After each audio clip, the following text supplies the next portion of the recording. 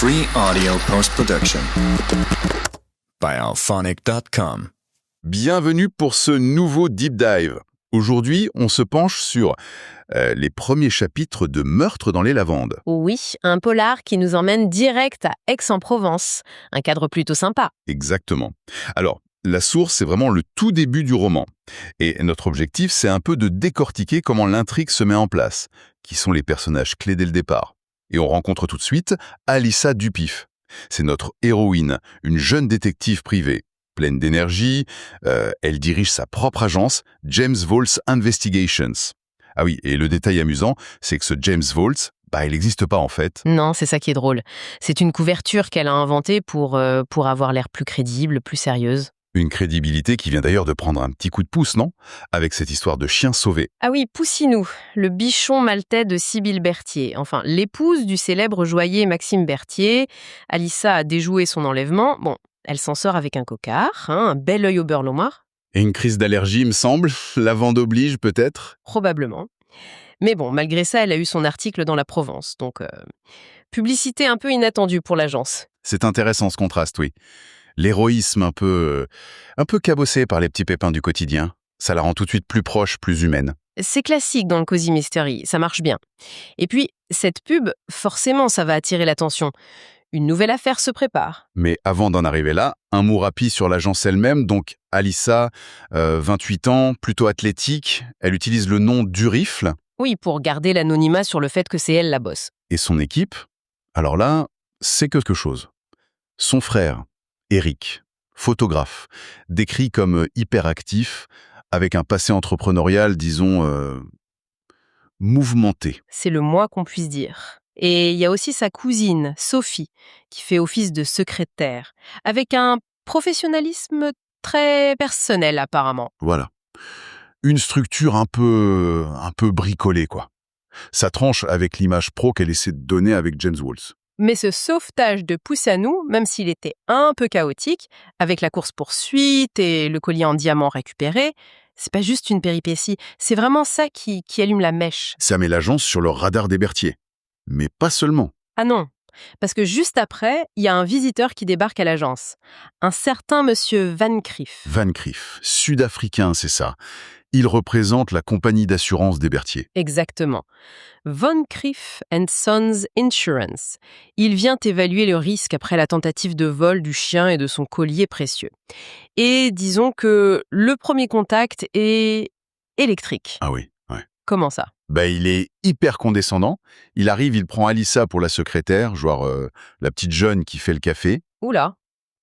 Et elle réagit comment? Elle se laisse pas démonter, heureusement. Elle le remet un peu à sa place, défend son agence, lui rappelle qu'en France, il n'a pas tous les droits comme assureur étranger. On sent tout de suite le clash, quoi. Clash de personnalité et d'ego. Ça promet, pour la suite. Et comment?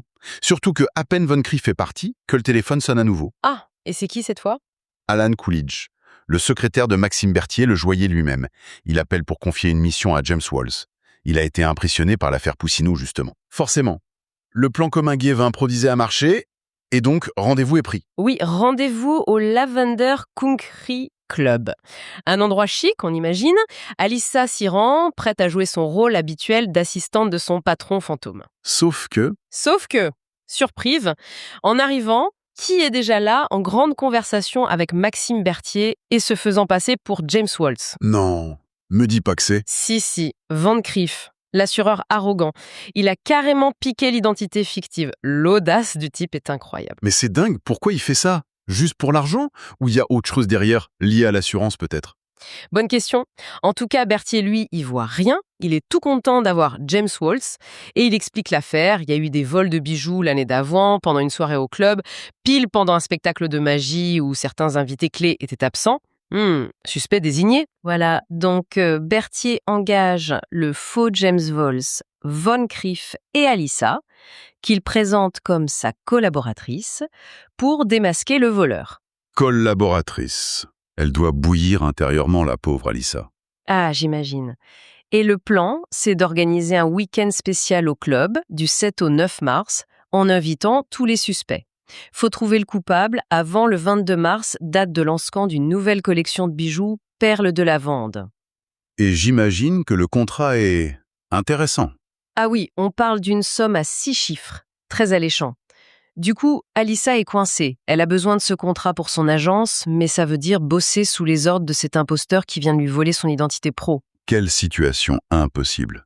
Comment elle peut mener une enquête sérieusement dans ces conditions, surtout si Van Cleef a ses propres idées, peut-être même des idées risquées, genre utiliser la nouvelle collection comme appât. Exactement. La tension est déjà là. On sent qu'ils sont pas d'accord sur la stratégie. Lui, il est peut-être prêt à prendre des risques qu'elle jugerait trop grands. Donc, pour résumer, on a une enquête sur des vols de bijoux dans le milieu UP d'Aix, menée par un duo improbable. La vraie détective obligée de faire l'assistante et l'assureur sud-africain arrogant qui se fait passer pour son patron. Imaginaire. Le tout dans un country club plein de lavande, auquel elle est allergique. C'est parfait. Ça pose vraiment une dynamique très particulière pour la suite. Tout à fait. Et ça nous laisse avec une question pour réfléchir. Comment cette collaboration forcée, pleine de conflits latents, va-t-elle pouvoir fonctionner ? Est-ce qu'Alyssa va réussir à jongler entre résoudre l'affaire pour prouver ce qu'elle vaut vraiment et devoir gérer cet imposteur et ses allergies dans ce cadre très parfumé ? L'équilibre s'annonce, disons, précaire. Free audio post-production by alphonic.com.